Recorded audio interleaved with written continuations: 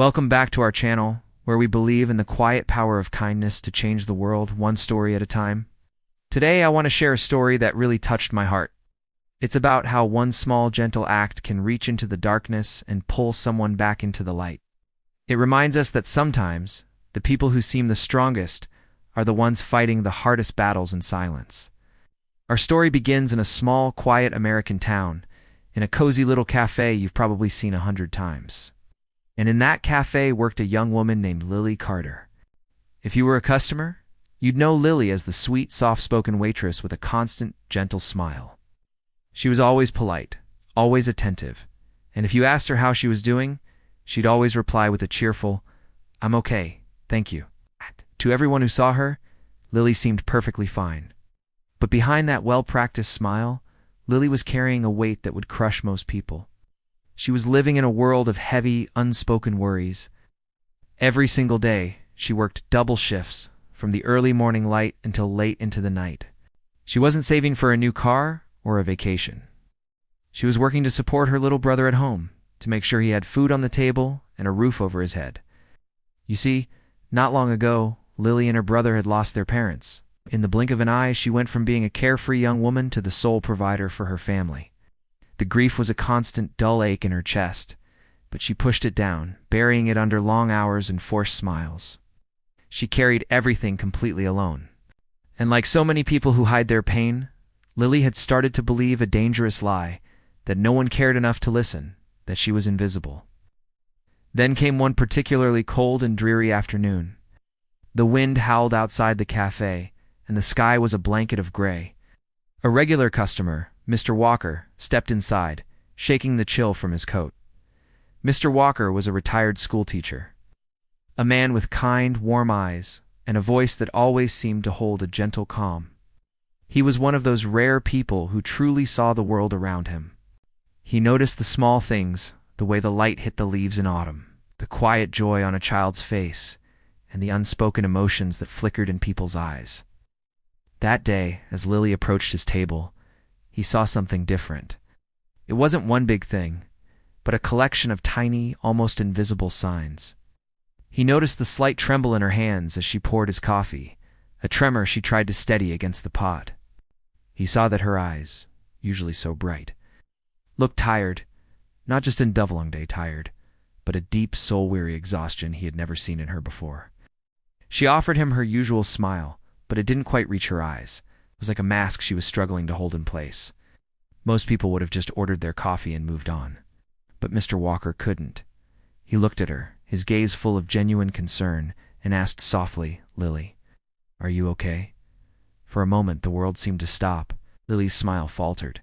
She opened her mouth and gave her usual automatic response, "I'm fine, Mr. Walker. Thank you for asking." But this time the words felt hollow, even to her.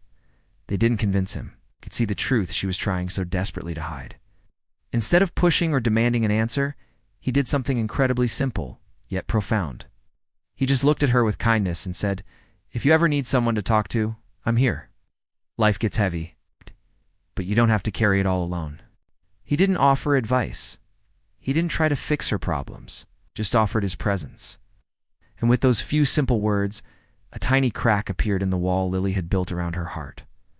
For the first time in months, she felt seen. She felt like maybe, just maybe, someone cared. She didn't break down or pour her heart out right then and there.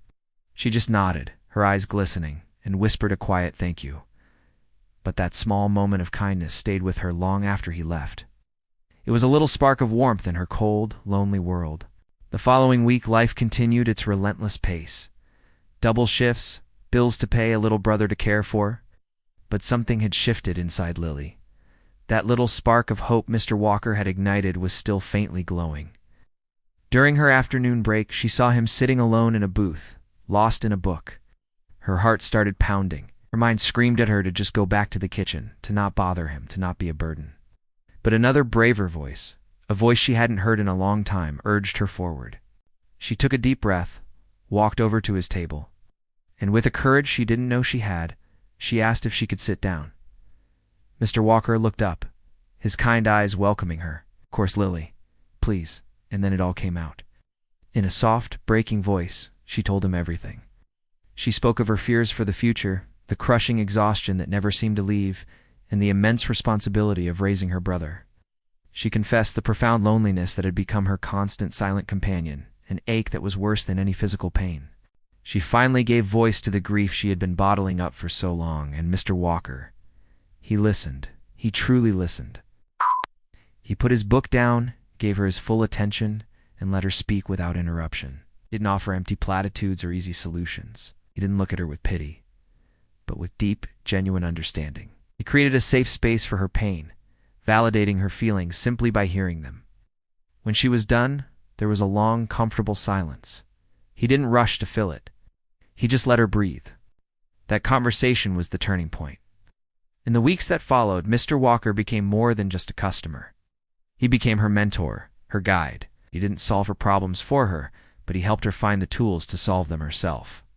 Drawing on his years of experience as a teacher and community member, he helped her navigate the confusing world of paperwork to apply for financial assistance programs she never knew existed. He connected her with local community groups that could offer support. And, knowing how much she worried about her brother, he helped him join an after-school mentorship program, giving him a positive and enriching environment to be in while Lily worked. Slowly but surely, Lily realized something incredibly powerful. She wasn't alone anymore.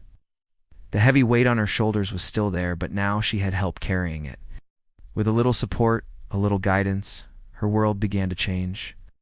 The constant anxiety started to fade, replaced by a growing sense of control and hope. Months passed. The change in Lily was remarkable. She stood a little taller. Her smile was no longer a mask. It was genuine, reaching her eyes and lighting up her whole face. She even found the energy and confidence to enroll in evening classes at the local community college, taking the first steps toward building a better future for herself and her brother. One bright morning, as she poured Mr. Walker his coffee, the tremor in her hand was long gone. She looked at him, her heart full of gratitude, and said, "You know, you saved me. You saved me when I didn't even know I needed saving." Mr. Walker smiled his warm, gentle smile. He shook his head slightly and replied, "No, Lily, you saved yourself. All I did was remind you that you mattered." This story carries such a profound message. Sometimes the people who look the strongest, the ones who are always smiling and saying "I'm fine," are the ones who are struggling the most. They are masters of hiding their pain, afraid of being a burden, convinced that no one would understand. A single moment of genuine kindness, a gentle question, a listening ear, simple offer of presence can be the lifeline someone is desperately searching for. It can be the light that pierces through their darkness and reminds them that they are not invisible. Never, ever underestimate the incredible power you have to change a life simply by noticing someone's silent pain and reminding them that they, Dan T, have to carry it all alone. Thank you so much for watching and for being a part of this community.